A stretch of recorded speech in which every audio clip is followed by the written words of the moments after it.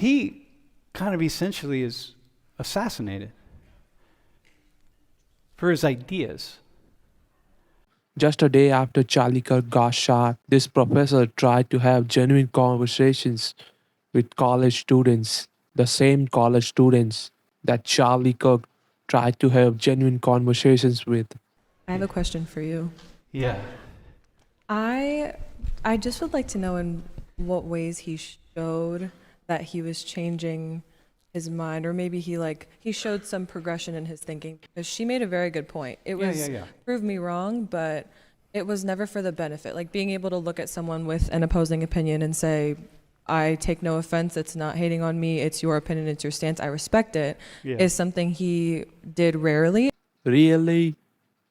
Are you sure about that? And I think even again in relation to who he was talking to, he's 31, or correct? Yeah. He's in his 30s arguing with college students and pushing a fake prove me wrong narrative. I'm going to listen to you. No, you're not. No, here. What? How can you possibly push fake prove me wrong narrative? Does that mean Charlie Kirk was right about everything? Because this is the only logical conclusion we can think of. Because there's no way you can prove him wrong. That means he was right about everything. Otherwise, what are you trying to say? It doesn't even make sense, man. Charlie was very aggressive with his views. He was very, at least I think a lot of the things that I've seen in a lot of the media I ingested from him was anti-college, yet his main source of debate was college campuses. That's a little bit... This thing could go south, okay? You know what I mean by that, going south, okay? I think with the combination of possible retaliation and the lack of gun laws, wouldn't gun laws be better if there is a fear of retaliation from the left? So the guy got shot by a left-wing lunatic. And you're talking about gun laws? Imagine if left-wing influencer got killed by a MAGA guy with a truck, and the right wing is talking about that we need truck control. Can you imagine that? That we need more truck-free zones. And it was literally a gun-free zone. And 97% of mass shootings happen in gun-free zones. So gun control clearly doesn't work here. Okay, go beyond guns. Set aside the guns, because somebody, he could have been killed in any other way. It's obviously deeper than that.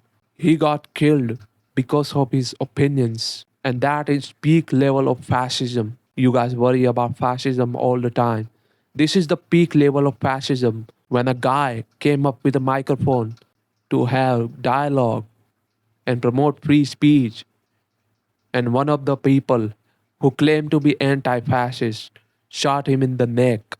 His death means a lot to a lot of people in a lot of different ways, but I'm not sure really what I'm afraid of other than the meaning of it and the symbolism behind his death not being understood and utilized. So you're not really afraid in the way that some people... How about you? No, I am still afraid. I am still afraid of things going south, because things can go south. So she's more worried about his ideas, not terrorism or assassination of opposition.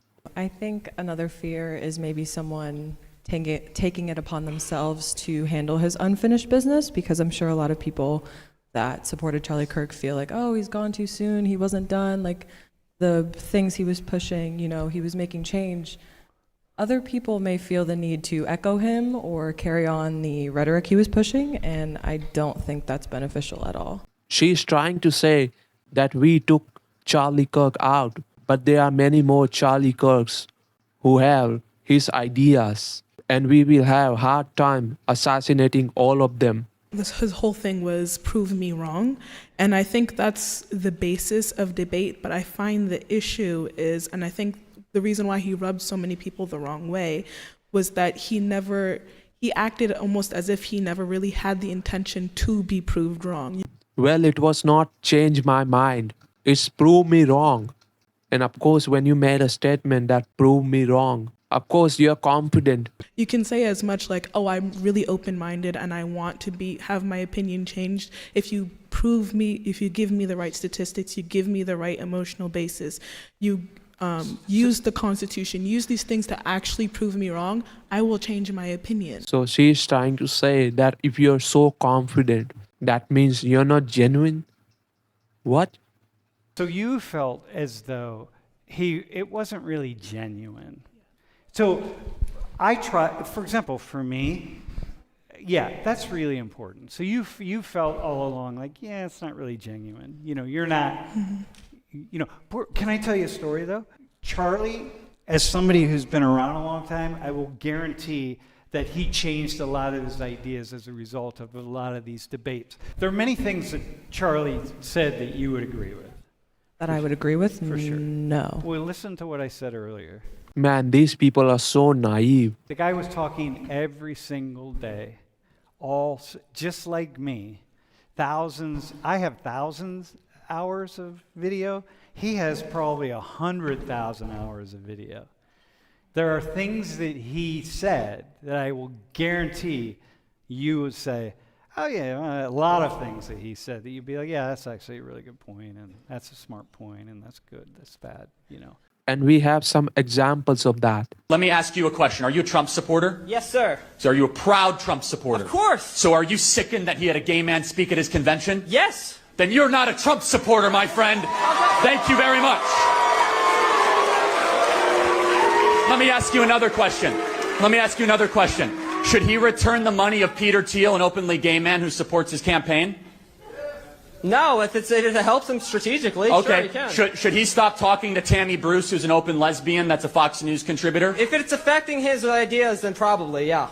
Okay, so you say you're a Trump supporter, yet you have all these issues and these disagreements with him. I also do not believe in the sort of rhetoric that some people engage in, that all of a sudden that they say there's no place for gay people in the conservative movement. I do not believe that. I will say this, part of being a Christian is appropriately interpreting what the theological says for the individual, but also means to be long-suffering and patient and loving and kind. Jesus Christ talked to all people. Jesus Christ went and did his ministry through Judea and Samaria, and he had dinner with tax collectors, and he had dinner with prostitutes, and he did his ministry in every part of the Mediterranean. What it means to be a Christian, my friend, is to be open-minded but firm in your beliefs, so you can have that belief. But if you say there's something inherently wrong with communicating or associating just because they make different personal decisions than you, then you, sir, are not a conservative. Thanks for being here tonight. He was really a moderate guy. I'm more right-wing than Charlie Kirk. Oh, I'm sure, but with the context and with just everything altogether, Charlie Kirk as a whole, I know I do not agree with. He could say and have, some clear points that are factually true or statistically true or morally true in rare cases, but that doesn't mean I agree with him and everything that he did. I do not understand. These people are supposed to be smart. They are young in world-class universities. He never asked that if you agree with all of his ideas. He just said that you will agree with him on some cases. People laugh about this. Like, I've seen it on TikTok now. Like, people are laughing that, an influential person in our world that made us question our beliefs, just like you do yourself, it's not funny. No one should die. How often do you think about us spiraling into some kind of civil war? Like, really? Like, the violence just grows and grows and grows, and or are you afraid? Do you have any fear of that? Like, y'all are young. Well, they love chaos. They want civil war. If you look at these Antifa punks, they do want heat. They do want your country to burn and get destroyed. That's why most of them are anarchist and communist. They don't want law and order. That's why they hate police. That's why they hate National Guard and everything. Because they don't own anything. They don't have business or big property to worry about. So they do not care. They don't even have a job.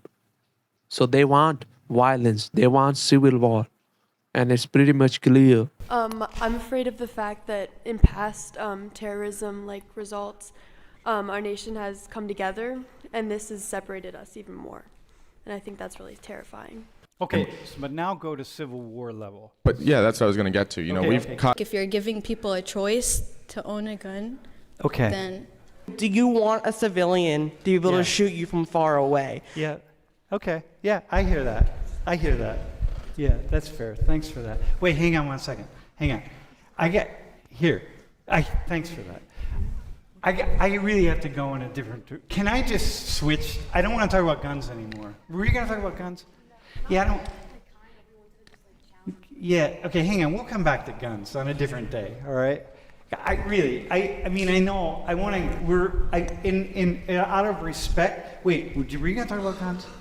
They are still trying to build political narratives and not even mentioning real problems that we are facing. The polarization is very high, so we have to address that. Look, the right wing is very happy to make compromise.